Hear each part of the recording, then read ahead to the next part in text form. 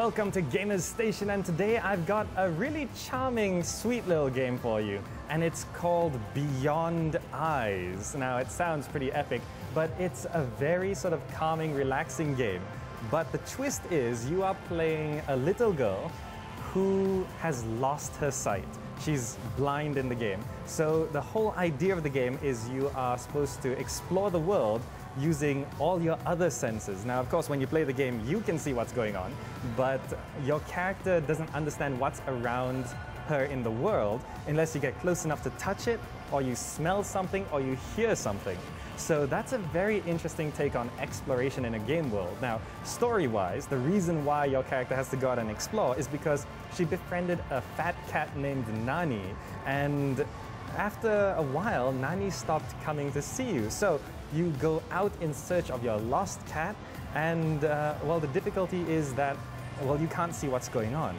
So this is an incredibly charming game. It looks really pretty with all sorts of watercolor stuff and effects like that. So let's jump into the game and see what it's all about.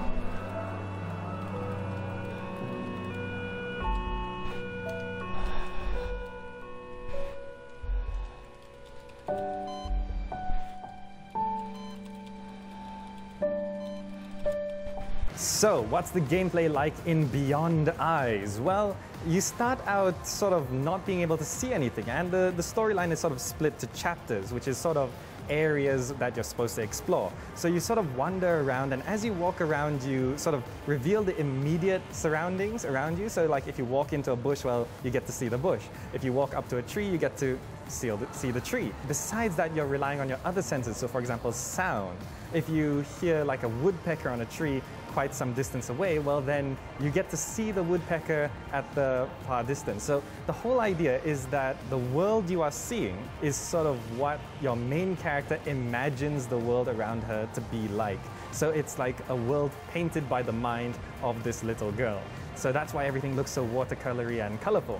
But of course, when you get to areas where she's scared of something, so for example, traffic, traffic is very terrifying for someone who can't see. That sort of appears as like a dark cloud of smoke. So it gets very dark and scary and gloomy when your character starts to feel scared. And so the emotions of your character does affect what the world around her looks like. Then of course there's smell. So if you're walking down the street and you smell something quite distinctive, like a flower or a field of flowers, then you get to see the field of flowers without going right up to them. Or you hear smells and touch the world around you to reveal it. Now, this actually does feel quite realistic, because just exploring the world, you're gonna end up walking into walls, walking into fences, walking into trees, because you literally can't see 2 feet in front of you, because you can only see what you touch. And it really does give you this very deep sense of being trapped or being lonely. Now, one of the best mechanics in the game that I absolutely love is when your character misinterprets the world around her. So for example, you hear water stream. She might imagine that there was a fountain there, but as you approach it and walk near that fountain, it changes it. It transforms right in front of you, and it turns out that it's just a drain, and it's not as pretty as she first thought. So this happens quite a lot, and it does really communicate what it's like to explore the world without being able to see, because a lot of things do sound very similar, and things also smell quite similar sometimes as well. So it's sort of like this emotionally driven game where it also acts as sort of an awareness video for blindness, and that's something I really, really love.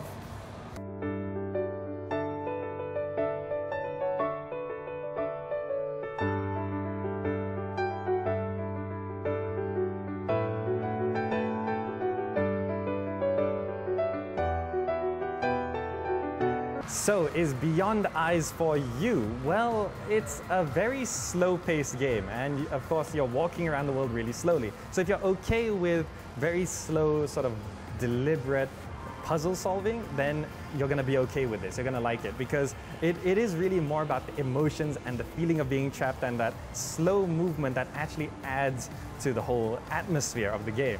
The one thing is that it's a really short game. You can actually finish the game in under or around 2 hours. And that's not so much of a problem, but currently the game is on Steam for around 30 ringgit. And 30 ringgit for 2 hours amount of entertainment, well, whether that's valuable to you or not, that's your decision.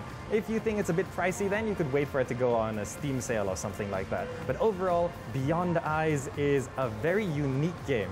And it does sort of bring attention to the issue of blindness, and also it's a really pretty game in general, and it's sort of very emotionally driven, and that's something I really, really like. Now, before I go, I'd love to explain my very stylish surroundings. Our host here is Blues and Bees at Lot 10 in KL.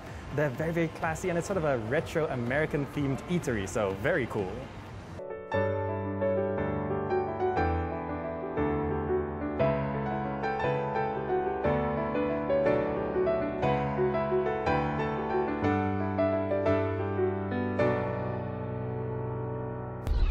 Alas, we're at the end of another episode of Gadget Nation, but if you want anything further, if you want to find some videos, etc., head on over to astroawani.com. We would love to hear from you as well, so you can leave your feedback there. Big shout out to The Roof and Signature for hosting us here at First Avenue. Been an absolute pleasure, and thanks to Actel for having us at their event as well. The question is, which device do you want to get? Again, do let us know. My name's Adam Carruthers. Till next time.